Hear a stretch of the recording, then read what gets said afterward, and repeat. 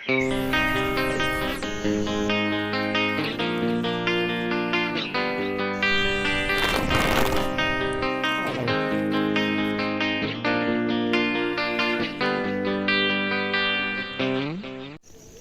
baik. Assalamualaikum warahmatullahi wabarakatuh. Sahabat tani, kita jumpa lagi di Peri Dunia Tani.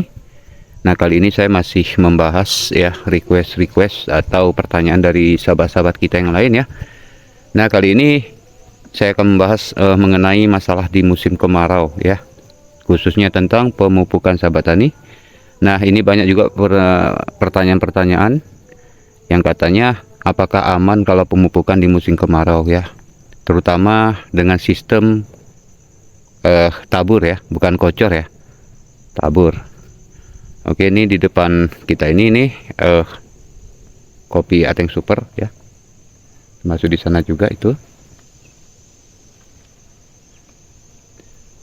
Oke, baik sahabat tani, kita akan langsung to the point, akan kita bahas ya mengenai pemupukan di musim kemarau, apakah aman bagi kopi atau tidak ya.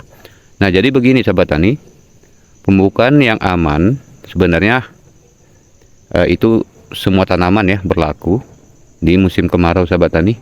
Begitu pula dengan kopi. Tanaman kopi ini kalau dipupuk di musim kemarau ya harap waspada sahabat tani ya, karena sifat pupuk itu panas, pupuk apapun itu, makanya itu disebut pupuk kimia sahabat tani. Jadi pupuk kimia ini kalau sudah mengenai dan kontak dengan tanah, jika dibiarkan juga, pertama mubazir ya. Kalau kita tabur di musim kemarau mubazir, tidak akan mau terurai.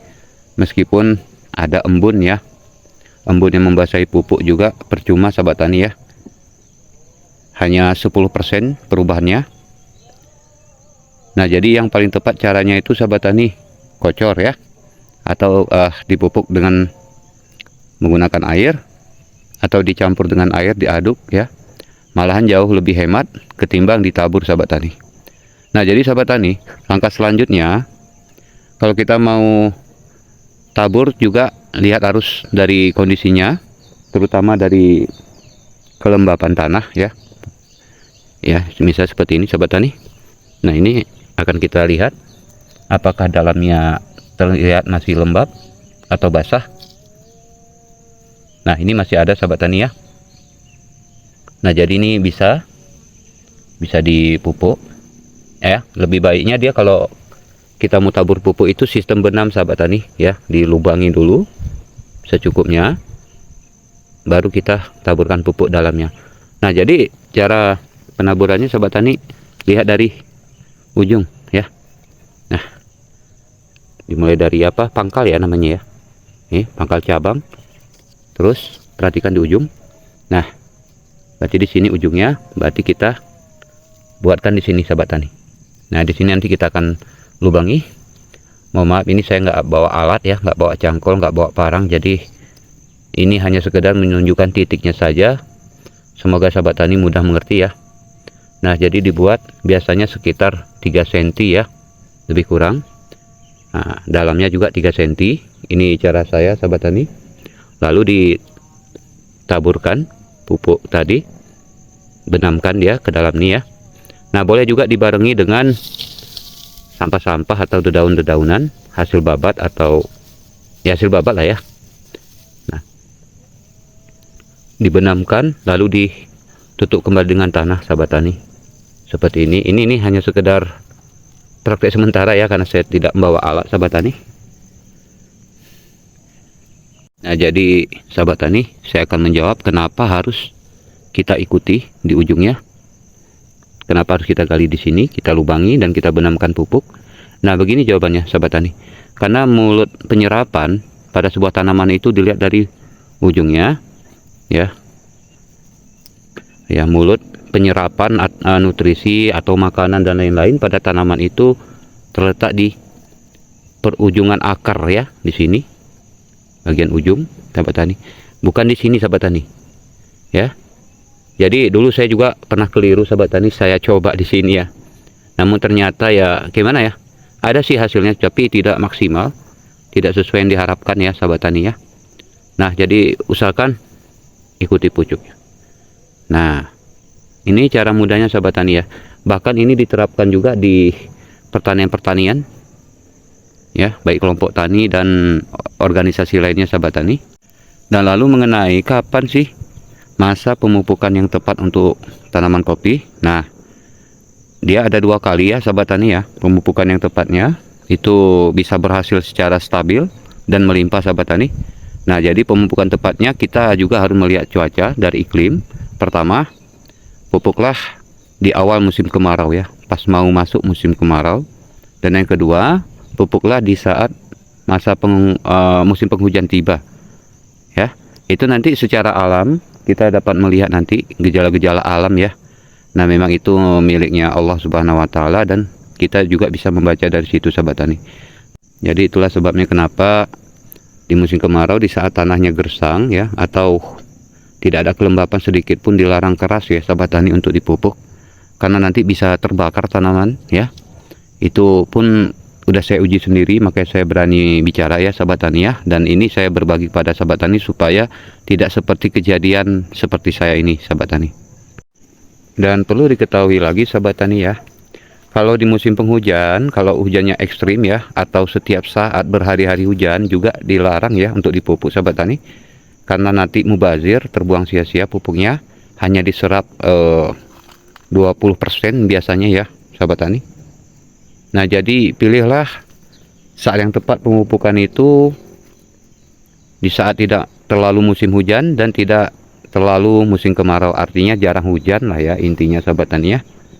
Pas jarang-jarang hujan, apalagi kalau hampir setiap harinya hujan itu seperti gerimis ya, gerimis-gerimis, itu lebih baik sahabat tani ya.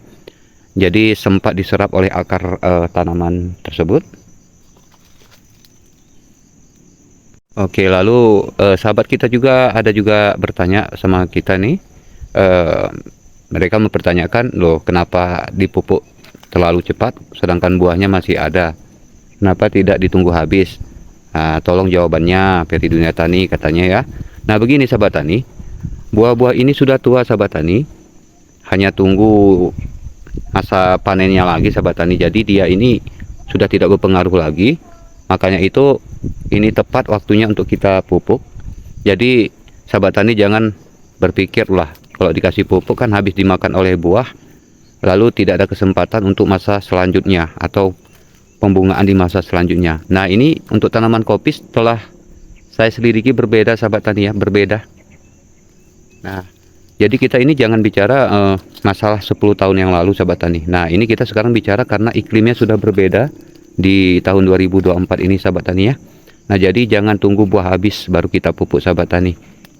Nah, jadi selagi buahnya lagi ada seperti ini sahabat tani, pupuk segera. Nah, saya anjurkan ya kalau urea, kalau tidak ada urea, ZA juga boleh ya. Setelah ditaburkan dalam 2 hari kemudian baru kita lanjut dengan TSP.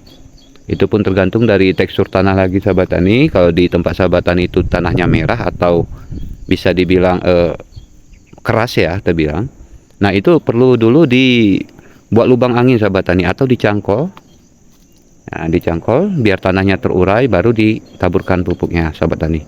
Nah, jadi kalau tanah subur, tanahnya masih hitam, itu alangkah baiknya sahabat tani urea dibarengi TSP sahabat tani ya. Nah, urea dibarengi TSP. Kalau di tanah tandus atau tanah merah atau kuning itu ZA dan ditambah Posca ditambah TSP sahabat tani. Nah, ya, karena kita ini bicara masalah nutrisi dalam tanah yang tertinggal atau unsur hara yang ada dalam tanah sahabat tani. Jadi kita harus ukur dari situ supaya pupuk yang kita beli, yang kita taburkan tidak terbuang percuma sahabat tani. Nah, ada lagi sahabat tani ya pertanyaan dari sahabat kita, kapan jadwal yang tepat untuk pemupukan? Kalau memang dipupuk di saat masih dalam berbuah, ya sudah kapan waktunya katanya ya. Nah, waktunya di bulan ini sahabat tani. Nah, di bulan ini sahabat tani. Nah, tapi di tempat sahabat tani, jikalau di sana musim kemarau atau sudah musim panas 1 minggu, nah sebaiknya di stop dulu ya, atau dicek dulu kelembapan tanahnya. Kalau di dalam tanahnya masih lembab, silahkan sistem benam ya. Nah, jangan ditabur di atas permukaan tanah karena itu mubazir, diserap oleh matahari dan dibawa oleh angin. Nah, jadi kalau dibenam dia lebih aman dan tidak bakal mubazir ya. Sebagaimana pernah saya buat juga di konten saya sebelumnya, silahkan simak dan tonton sahabat tani ya, semoga paham.